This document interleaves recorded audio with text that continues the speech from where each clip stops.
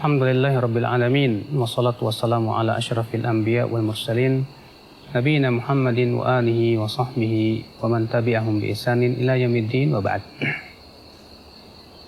Siapa di antara kita yang ingin punya rumah idaman?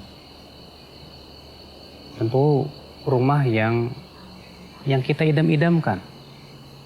Apakah rumah idaman itu berarti rumah yang mewah?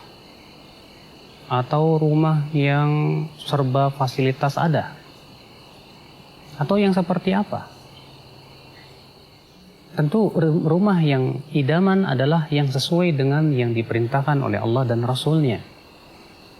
Rumah idaman adalah rumah yang diberkahi oleh Allah Subhanahu wa Ta'ala. Rumah idaman adalah rumah yang dimasuki oleh malaikat rahmat.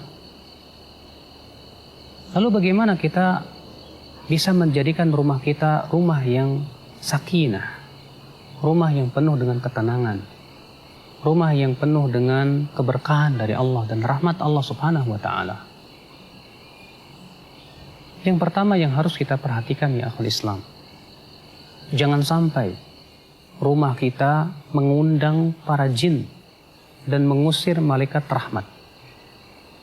Kita ini terkadang lebih suka mengusir malaikat rahmat dan lebih suka mengundang jin. Bagaimana caranya? Itu dengan memajang foto-foto bernyawa atau gambar-gambar bernyawa di dalam rumah kita. Coba dengarkan sebuah hadis Nabi SAW. Beliau bersabda, "Innal malaikata la tadkhulu baitan fihi kalbun wala surah." Malaikat itu tidak akan masuk rumah yang ada di dalam rumah tersebut anjing dan gambar-gambar yang bernyawa. Subhanallah. Malaikat yang dimaksud di sini dalam hadis ini adalah malaikat rahmat ya akhi.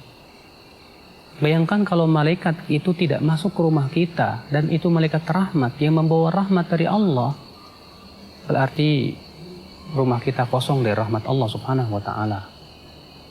Sangat merugi sekali. Maka dari itu ya akhi, jangan kita gantungkan di rumah kita foto keluarga.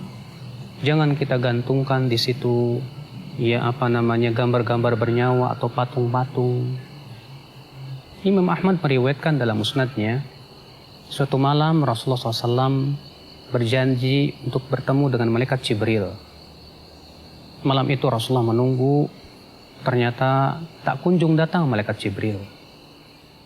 Di pagi harinya Rasulullah keluar rumah, ternyata Rasulullah bertemu dengan malaikat Jibril. Lalu malaikat Jibril berkata, "Wahai Muhammad, sebetulnya tadi malam saya datang. Falam yamna'ni an adkhula baitaka, namun tidak ada yang mencegah saya untuk masuk ke rumahmu kecuali karena di depan rumahmu ada patung dan di dalam rumahmu ada anjing.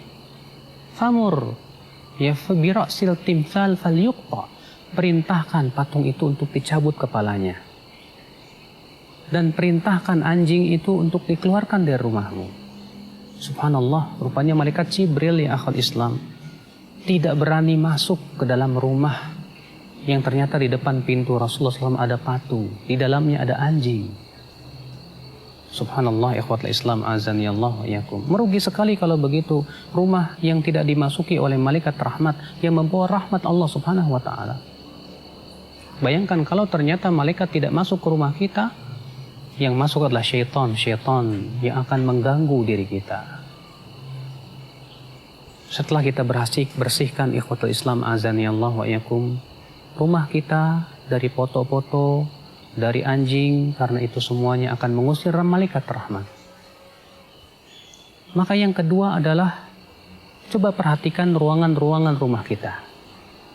Dalam hadis yang disahihkan oleh Syekh Albani rahimahullah, Rasulullah mengabarkan bahwa rumah itu untuk 3. Yang pertama untuk tamunya, yang kedua untuk ruangan pemilik rumah, kamarnya, kamar tidurnya, yang ketiga adalah untuk dapurnya, dan yang keempat kata Rasulullah untuk syaitan.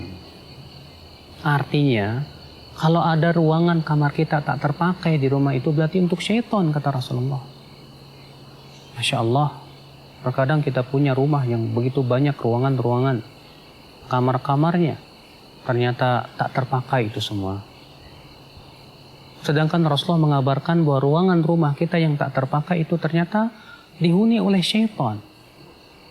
Bayangkan kalau syaitan itu menghuni rumah kita, ya akhwal Islam azani Allah wa iyyakum. Sangat merugi sekali. Maka upayakan ketika kita membangun sebuah rumah, maka rumah itu ya memang betul-betul terpakai dan digunakan dengan semaksimal mungkin. Dan ingat ya akhi, jangan membangun di dalam rumah atau bagian rumah yang tidak dibutuhkan.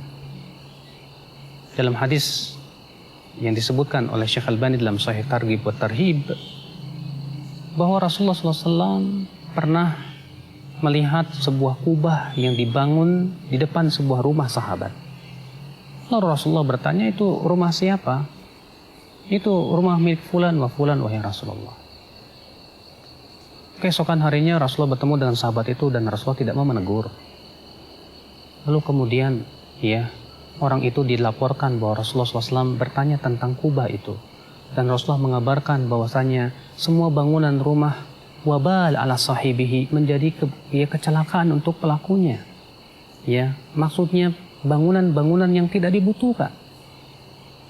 Maka di saat itu sahabat itu langsung pulang ke rumahnya, dihancurkan kubahnya tersebut. Bayangkan ya akhwal Islam, gara-gara kita membangun sesuatu yang tidak ada manfaatnya dalam rumah, di bagian rumah kita, akhirnya tidak diberkahi oleh Allah Subhanahu wa taala. Kemudian ya akhwal Islam, kita berusaha untuk mengisi rumah kita dengan zikir kepada Allah, dengan sholat, dengan baca Al-Quran. Al-Imam At-Tirmidzi meriwayatkan bahwa Rasulullah SAW sabda, la taj'alu buyutakum maqabir. Jangan kalian jadikan rumah kalian seperti kuburan. Maksudnya apa, kata para ulama? Karena kuburan bukan tempat sholat, kuburan bukan tempat baca Quran. Maka rumah yang tidak ditegakkan padanya sholat, tidak dibacakan padanya Al-Quran, berarti rumah itu seperti kuburan. Subhanallah. Ya, kalau ternyata rumah kita kosong dari sholat, rumah kita kosong dari bacaan Quran, bagaikan kuburan. Ya, tidak mendatangkan keberkahan, tidak mendatangkan rahmat dari Allah Subhanahu wa taala. Oleh karena itu Rasulullah SAW menyuruh agar sebagian sholat kita itu berada di rumah. Sholat sunnah, kata Rasulullah, di rumah lebih baik daripada sholat sunnah di masjid 27 kali lipat. Subhanallah akhwal Islam, itu menunjukkan bahwa rumah kita hendaknya diisi dengan sholat. Hendaknya rumah kita diisi dengan membaca Al-Quran.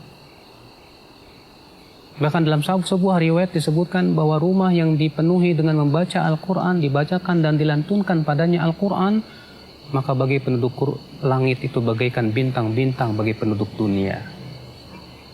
Ikhwatul Islam azani Allah wa iyyakum. Maka ketika rumah kita senantiasa dilantunkan ayat-ayat Al-Quran, tentu akan mendatangkan kedamaian dalam hati. Ketika diisi dengan sholat, tentu akan mendatangkan keberkahan dalam kehidupan, ketentraman di dalam jiwa. Kemudian setelah itu, rumah itu diisi oleh penghuni-penghuni yang bertakwa kepada Allah. Suami yang bertanggung jawab, mendidik anak dan istrinya dengan apa yang Allah ridhai dan cintai. Istri yang begitu taat kepada suaminya, yang senantiasa mentaati suaminya dalam keridhaan Allah Subhanahu wa taala. Anak-anak yang senantiasa berbakti kepada orang tuanya. Subhanallah, sebuah rumah yang sangat kita idamkan tentunya. Bukan rumah yang mewah tapi kosong daripada zikir kepada Allah, akan tetapi adalah rumah yang banyak padanya zikir kepada Allah, salat, sehingga akhirnya rumah itu memberikan ketentraman dalam hati, menjadi sebuah rumah bagi kita, surga kita di dunia. Ikhwatul Islam azani Allah wa iyyakum. Nah, inilah ya akhi, kita berusaha untuk menjadikan rumah kita rumah idaman. Ya. Yaitu dengan melakukan hal-hal yang diperintahkan oleh Rasulullah SAW. Semoga kita termasuk orang-orang yang senantiasa diberkahi oleh Allah Subhanahu wa taala di dalam rumah kita, di dalam rumah tangga kita. Ya, demikian pula diberkahi di dalam semua urusan kita. Amin ya rabbal alamin. Ini saja, subhanakallah bihamdik. Asyhadu an la ilaha illa anta astaghfiruka wa atubu ilaik. Wassalamualaikum warahmatullahi wabarakatuh.